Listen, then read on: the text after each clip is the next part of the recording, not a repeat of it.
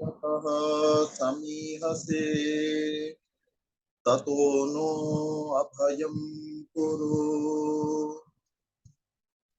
शन्नः कुरु प्रजाभ्यो भयन्नः पशुभ्यः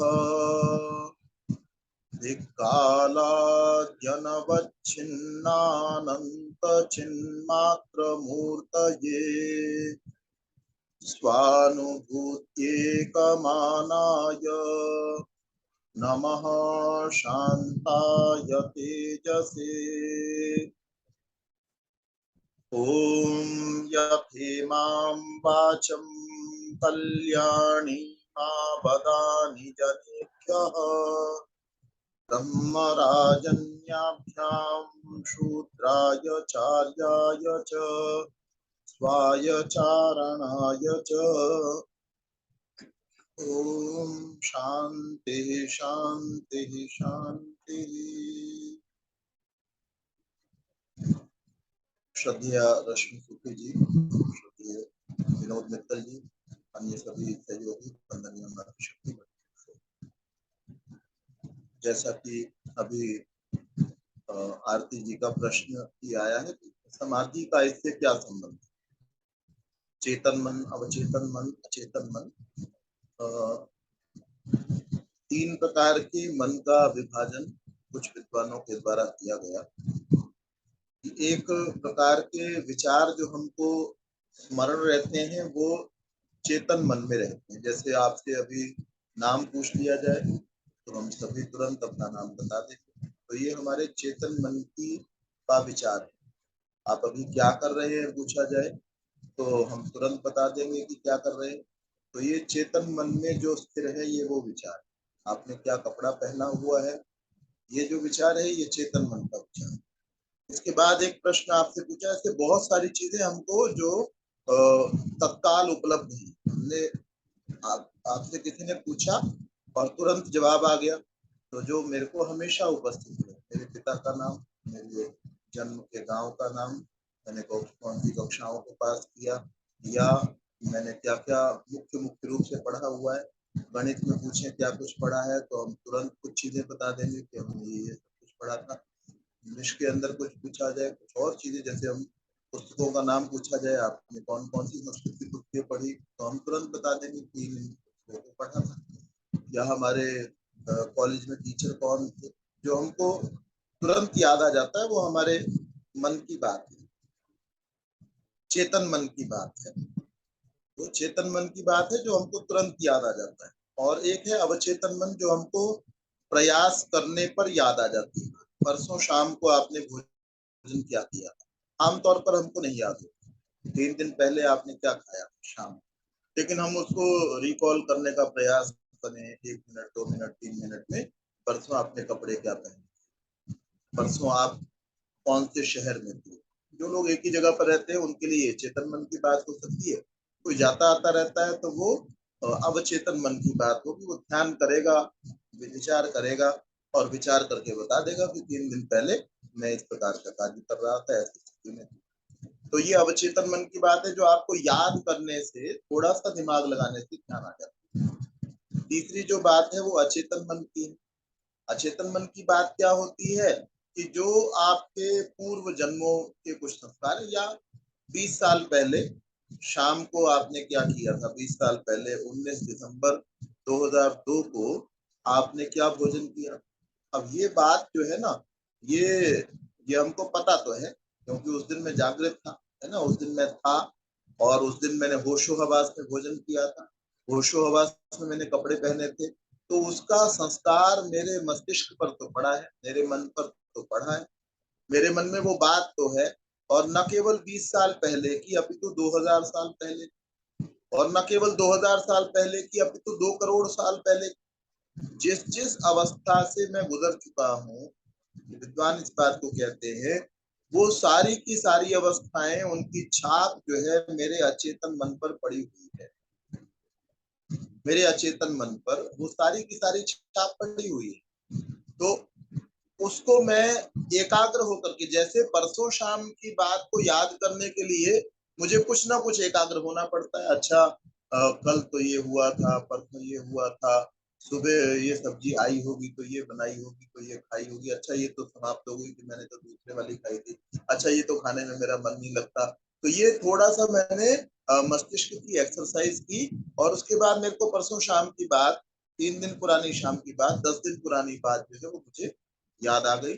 अचेतन मन की जो बात है वो क्योंकि और ज्यादा गहरी हो चुकी है तो सही, मेरे होश हवास के अंदर ही मैंने वो सब कुछ किया था, लेकिन वो और गहरी जा चुकी है और पीछे जा चुकी है। तो उसको प्राप्त करने के लिए, उसको ज्ञात करने के लिए मुझे और ज्यादा एकाग्र होना पड़ता है। इसी के सहारे जो गीता में श्री कृष्ण ने कहा कि बहुनी में व्यतीतानि जन्मानि तव चार्जुन, तो मेरे बहुत सारे जन्म बीत चुके हैं, तुम्हारे भी बहुत सारे बीत चुके हैं। तान्यहम वेद सर्वाणि, मैं सारे के सारे जन्मों को जानता हूँ, तुम्हारे भी और अपने भी। न तुम वेत्त परंतप, लेकिन तुम नहीं जानते। तो ये क्या है, ये एकाग्र होकर के, एकाग्रता के द्वारा, ध्यान के अभ्यास के द्वारा, समाधि में जाने के द्वारा जब हम किसी स्थल विशेष पर विचार करना आरंभ करते हैं कि मुझे वहां जाना है, जैसे एक मस्तिष्क, एक व्यक्ति की खोपड़ी का ऑपरेशन चल रहा था, तो खोपड़ी का ऑपरेशन था और वो जैसे ओपन हार्ट सर्जरी हम बोलते हैं, ऐसे खोपड़ी को खोला हुआ, जो सिर है उसको खोला हुआ था। तो और व्यक्ति को निश्चित रूप से बेहोश किया हुआ, बिना बेहोश किए किसी का सिर कैसे खोला जाए। तो सिर खोला हुआ था, व्यक्ति बेहोश था, लेकिन उसके अंदर जो है ना नाड़ियां हैं, बहुत सारी चीजें हैं। तो डॉक्टरों ने क्या अनुभव किया, डॉक्टरों ने देखा कि इस व्यक्ति के वो जो नाड़ियां हैं, नसें हैं, उनमें किसी एक नस को जरा सा स्पर्श कुछ करा दे, अंदर जो है मस्तिष्क को खोल रखा है, जरा सा स्पर्श कराएं, तो हालांकि बेहोश है लेकिन वो व्यक्ति जो है मुस्कुराने लगे, और जरा सा कहीं स्पर्श कराए, उसका चेहरा गुस्से से तमतमा जाए। उसके बाद फिर और कुछ स्पर्श कराए, हैरान उसका चेहरा हो जाए। कुछ और स्पर्श कराए कानों के ऊपर जो है ना, वो बेहोशी की अवस्था। वो क्या है कि मस्तिष्क के अंदर इतने सारे विचार, इतनी सारी तरंगे जो चिप बनाई गई या कुछ और कंप्यूटर बनाया गया, ये इसी के हिसाब से बनाया गया कि एक व्यक्ति के मस्तिष्क में इतनी सारी चीजें, इतनी छोटी जगह पर इतनी सारी चीजें आ जाती हैं, तो इसको कैसे स्टोर किया जा सकता है। तो उसके कारण के उसको देख करके, मनुष्य शरीर की संरचना को देख करके इसका आविष्कार किया गया। तो हमारे मस्तिष्क में पता क्या चला, कोई कोई चीज पौंधती है, और जितना हम एकाग्र हो सकते हैं, जितना हमने अपने आप को अभ्यस्त किया है, उतनी जल्दी हम चीजों को रिकॉल कर लेते हैं, चीजों को याद कर लेते हैं। तो वो पूर्व जन्म की चीजें जो है, वो इसका संबंध केवल इतना ही है। अवचेतन मन, अचेतन मन समाधि नहीं है। उस दिन भी मैं यही कह रहा था कि अचेतन, प्रश्न ये किया गया था, क्या अचेतन मन, क्या अवचेतन मन, क्या अचेतन मन, यही योग है, यही समाधि है। अचेतन मन समाधि नहीं है, अवचेतन मन समाधि नहीं है, चेतन मन समाधि नहीं है, अपितु समाधि के द्वारा चेतन मन को, अवचेतन मन को जाना जा सकता है। इसको और देखें कि उसमें क्या है, ये जाना जा सकता है, और थोड़ा सा इसको उदाहरणों से और विचार करें। जैसे अवचेतन मन में क्या है, या छत के ऊपर क्या है ना। आप हम सब एक घर में रहते हैं, घर के अंदर छत है, छत के ऊपर क्या है ना, ये जानना है। अब इसको इसके साथ जोड़िए, अचेतन मन में क्या है ये जानना है। तो छत के ऊपर क्या है, इसको जाना किससे जा रहा है, सीढ़ियों से छत पर पहुंचकर छत के ऊपर क्या है ये जाना जा रहा है। तो सीढ़ियां छत तो नहीं है, सीढ़ियों से योग के द्वारा, समाधि के द्वारा, ध्यान के द्वारा एकाग्र होकर के अचेतन मन में क्या है ये जाना जा सकता है। योग जो है वो अचेतन मन नहीं है, समाधि अचेतन मन नहीं है। समाधि किसका नाम है, एकाग्र होने का, ईश्वर के गुण कर्म स्वभाव के चिंतन करने का। ध्यान किसका नाम है, एकाग्र होने का, विषयों से रहित मन को करने का। लेकिन समाधि अचेतन मन नहीं है। जैसे सीढ़ियां छत नहीं, पैरों के द्वारा ऊपर जाकर छत पर क्या है ये जाना जा सकता है, लेकिन पैर छत नहीं। इसके साथ बिल्कुल पैरेलल इस वाक्य को रखिए, समाधि के द्वारा एकाग्र होकर के अचेतन मन में क्या क्या है वो सब जाना जा सकता है। यथा पिंडे तथा ब्रह्मांड, जैसा हमारे शरीर में है वैसा सब कुछ ब्रह्मांड के अंदर है। ऋषियों ने सूर्य सिद्धांत नाम की एक पुस्तक है, सूर्य के ऊपर क्या क्या चीजों का वर्णन है, क्या क्या चीजें हैं, वो सारी की सारी ऋषियों ने सूर्य सिद्धांत में लिखी हुई है। और वो टेलीस्कोप से देख करके नहीं लिखी कि कोई इन्होंने यंत्र का आविष्कार किया। ये हमारे आचार्य विजयपाल जी थे, वो इस बात को कहा करते थे कि उन्होंने इन यंत्रों के बिना उस चीज को जाना, समझा। ये कैसे जाना?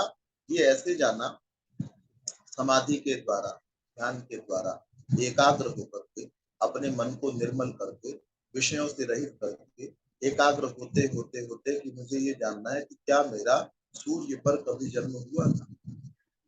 जैसे हम में से कोई ये विचार करने लगे कि क्या मैं शताब्दी ट्रेन में, जिसमें हम रोज नहीं बैठते, हम में से कोई शताब्दी में रोज बैठने वाला हो सकता है, कोई एरोप्लेन में रोज बैठने वाला हो सकता है। तो मैंने विचार किया कि क्या मैं शताब्दी ट्रेन में कभी बैठा हूँ?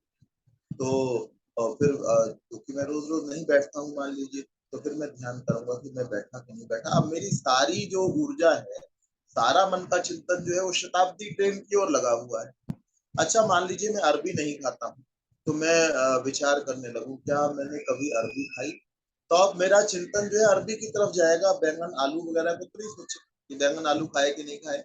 ऐसे ही पुरानी बातों में भी जो व्यक्ति एकाग्र होना चाहेगा, क्या मैंने जैसे हम में से कोई महिला साड़ी कम पहनती, तो मैंने साड़ी लास्ट कब पहनी थी, तो उसको याद करने का प्रयास करेंगे तो वो चिंतन वहीं पर जाएगा, है ना। और चीजों की ओर चिंतन नहीं जाएगा, कड़े या जो हार या फिर कोई अंगूठी, उसके बारे में विचार नहीं चलेगा।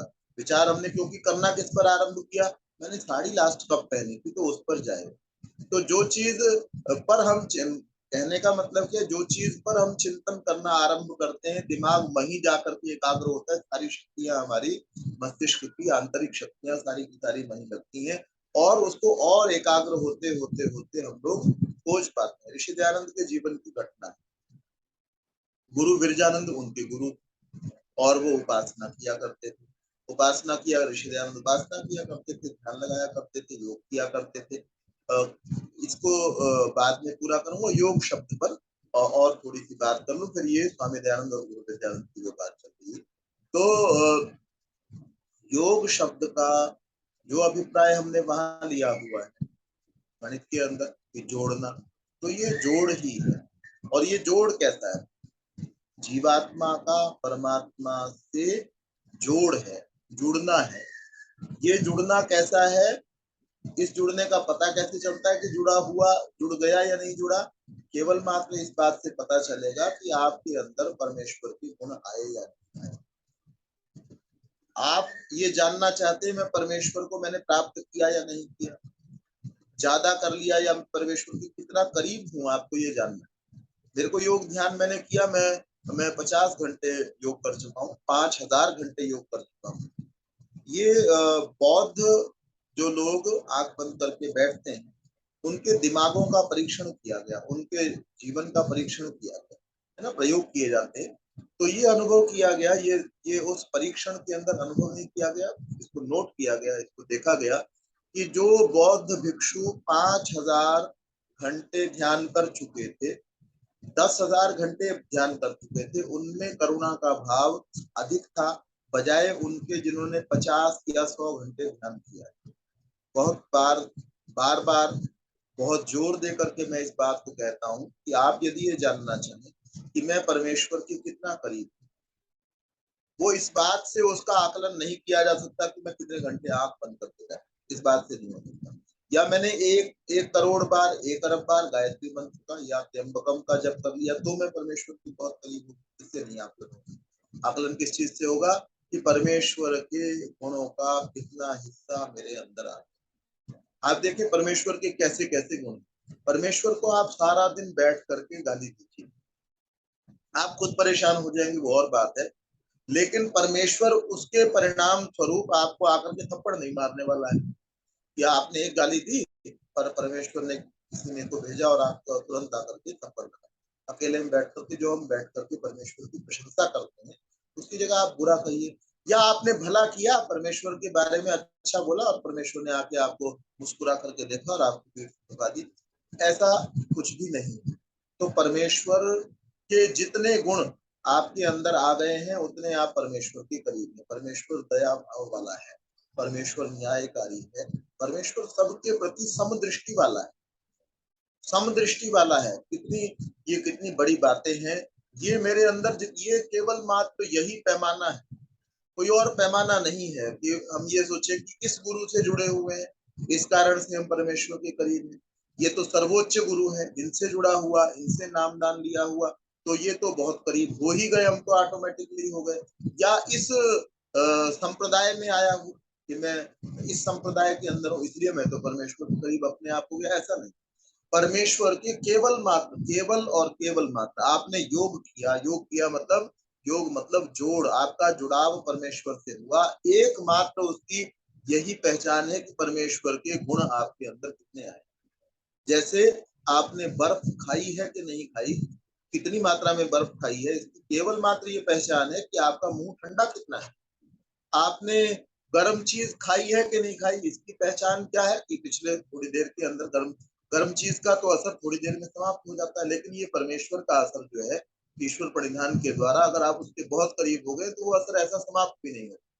तो आपके मुंह के जो गर्मी है उसको देख करके इस चीज का अनुमान लगाया जा सकता है कि आपने कितनी गर्म चीज को अपना बनाया है ना, कितनी ठंडी चीज को आपने अपना बनाया, ये आपके मुंह की ठंडक से अनुमान लगाया जा सकता है। हाथ पर को आपने गर्म चीज पर रखा था, आपके हाथ में गर्मी आती है। आप कहते हैं, मैं कहता हूं मैं परमेश्वर के समीप गया हूं और परमेश्वर के गुण मुझ में नहीं आए हैं, तो ये संभव नहीं। किसी भी वस्तु के जब जड़ पदार्थों में ऐसा सामर्थ्य है कि आप उनके करीब जाते हैं तो उनके गुण आपके अंदर आते हैं। अग्नि के समीप आप बैठते हैं, अग्नि के गुण आपके अंदर आते हैं। तो परमेश्वर के समीप आप बैठे और उसके गुण आपके अंदर नहीं आए, किसी के अंदर दया भाव बिल्कुल भी नहीं है ना। संपदाएं अपनी सारी की सारी समेट करके अपने पास रख लेना चाहते हैं, परमेश्वर ने तो कोई संपदा अपने पास नहीं रखी।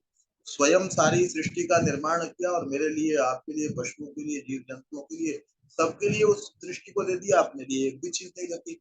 मैं अपने पास अपनी सारी संपदा अपने ही पास रखता हूँ। किसी गरीब को देख करके मेरे हृदय पसीजता नहीं है, कुछ उसके लिए करने की मेरे अंदर इच्छा नहीं जागृत होती। और मैं कहता हूँ कि मैं तो ध्यान करता हूँ, मैं योग करता हूँ, तो हमारे योग की के तरीके में कुछ ना कुछ गड़बड़ है। हमने परमेश्वर का ठीक चिंतन नहीं किया, उसके सामिप्य को हमने ठीक से प्राप्त नहीं किया। ये बात मैं बार बार कहना चाहता हूँ, बहुत जोर देकर के कहना चाहता हूँ कि योग जो है परमेश्वर के गुणों को अपने अंदर लेकर के आना है। वो आपके अंदर जितने ज्यादा आ गए हैं उतने ज्यादा आप परमेश्वर के समीप हैं। आपने योग 1 घंटा किया है, 1000 घंटे किया है, 10,000 घंटे किया है, ये होता है। अगर आपने ठीक से योग किया है तो परमेश्वर के गुण आपके अंदर आते हैं। वो गुण जो आ सकते हैं, कोई गुण ऐसा हो सकता जैसे सृष्टि निर्माण करना, ये परमेश्वर का गुण है। ये मैं कुछ निर्माण तो कर सकता हूँ लेकिन सृष्टि का निर्माता मैं नहीं बन सकता। लेकिन बहुत सारे गुण जो मेरे अंदर आ सकते हैं, त्याग का गुण जो परमेश्वर के अंदर है वो मेरे अंदर आ सकता है ना।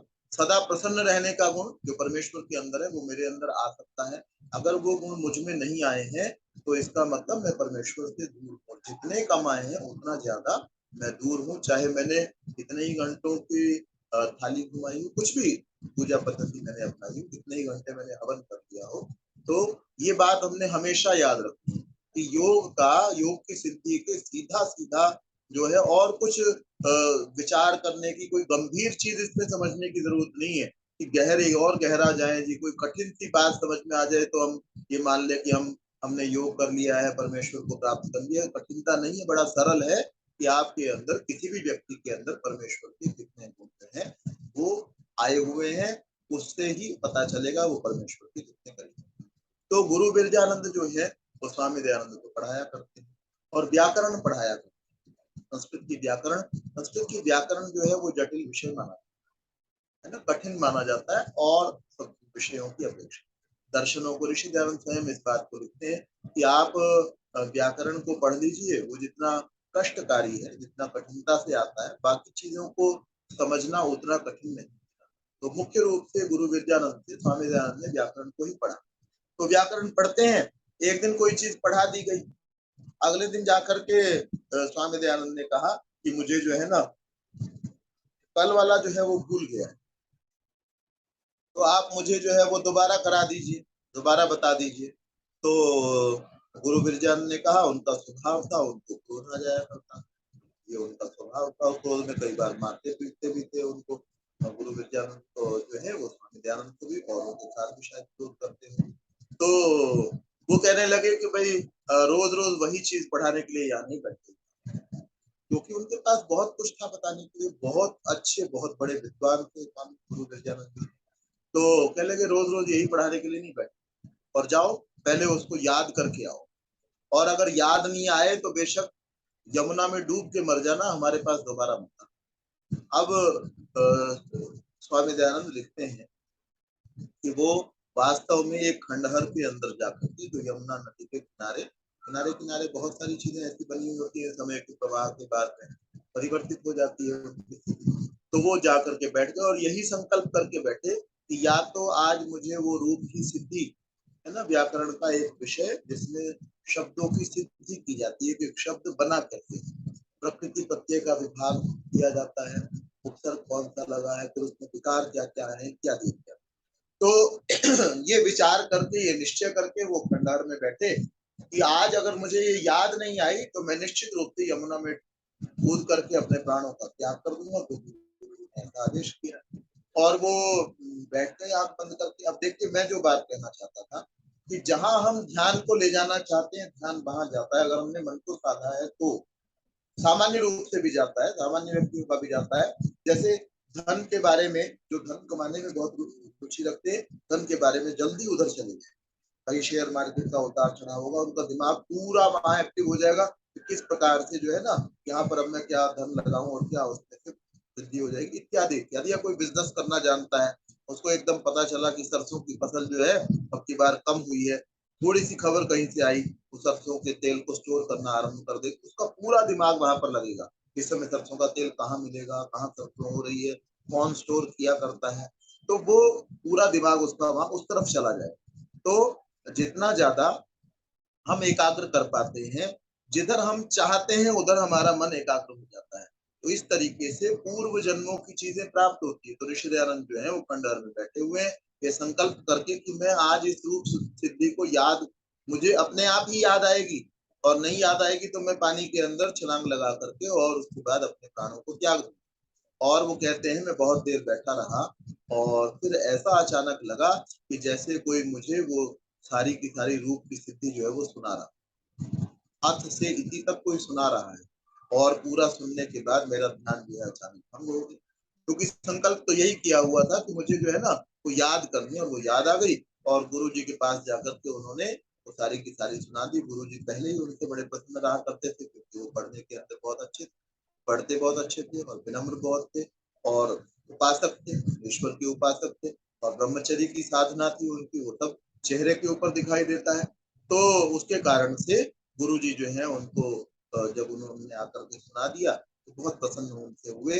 तो मैं बात क्या कहना चाहता हूँ कि एकाग्रता के द्वारा हम लोग पूर्व जन्मों का, ऋषियों ने सूर्य के ऊपर जब उनका जन्म हुआ था उस पर विचार करके सूर्य सिद्धांत नाम की पुस्तक लिखी। ये कल्पना, ये मैं कल्पना कर रहा हूँ कि सूर्य सिद्धांत को ऐसा कैसे लिखा गया। तो हमारे आचार्य जी कहते हैं कि वो दूर से इतना कैसे देख करके लिखा होगा।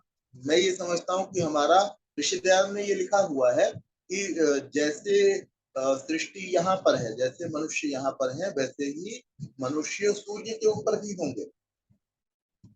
वर्तमान विज्ञान ने अभी इसका कोई खोज नहीं की, इसकी कोई खोज नहीं की, लेकिन ऋषि दयानंद का ये कहना है। क्यों कहना है? वो कहते हैं इनका नाम वसु है, और वसु जो है इसका प्रयोजन, उसका अर्थ होता है जो लोगों को बसाने वाला है, किसी को बसाने वाला है। तो कहते हैं अगर वहां पर जीवन न हो, कहते हैं वहां पर व्यक्ति जिएगा कैसे? यहाँ 55 डिग्री का तापमान हो और धरती इतनी गर्म हो जाती है, हम नंगे पैर जो है ना चल नहीं पाते हैं, तो वहां पर रह करके व्यक्ति जीवित कैसे रहे? तो इसका समाधान ऋषि देते हैं। वो कहते हैं कि जैसे हमको सूर्य की गर्मी ज्यादा गर्म लगती है, अग्नि के पास बैठना हमारे लिए मुश्किल है। क्यों मुश्किल है? क्योंकि हमारे शरीर जल प्रधान, जल प्रधान हमारे शरीर है, इस कारण से हमको सूर्य की गर्मी जो है वो तेज लगती है। लेकिन जो सूर्य पर मनुष्य पैदा होगा उसका शरीर जो है वो अग्नि प्रधान होगा। जैसे हमको अग्नि से कठिनाई होती है, ऐसे उन व्यक्तियों को पानी से उतनी ही कठिनाई होती है। जैसे हम जल से स्नान किया करते हैं, प्रातःकाल उठ करके जल प्रधान हमारा शरीर है, सायंकाल को हम लोग जल से स्नान किया करते हैं, ऐसे वो लोग अग्नि से स्नान करें। तो इस कारण से, इस प्रकार से एकाग्र होकर के ऋषियों ने कि सूर्य पर जब हमारा जन्म हुआ था तब हमने क्या क्या चीजों को देखा था, उनको ध्यान रखते हुए पुस्तकों का प्रणयन किया। तो एकाग्रता के द्वारा हम कितनी सारी चीजों को उपलब्ध कर सकते हैं, आनंद को उपलब्ध कर सकते हैं एकाग्रता के द्वारा। हमको कष्ट क्यों होता है? किसी व्यक्ति विशेष के कारण से कष्ट होता है कि उस आदमी को देख लेंगे हमको तकलीफ होगी क्योंकि हम उसको अपना मित्र नहीं मानते हैं।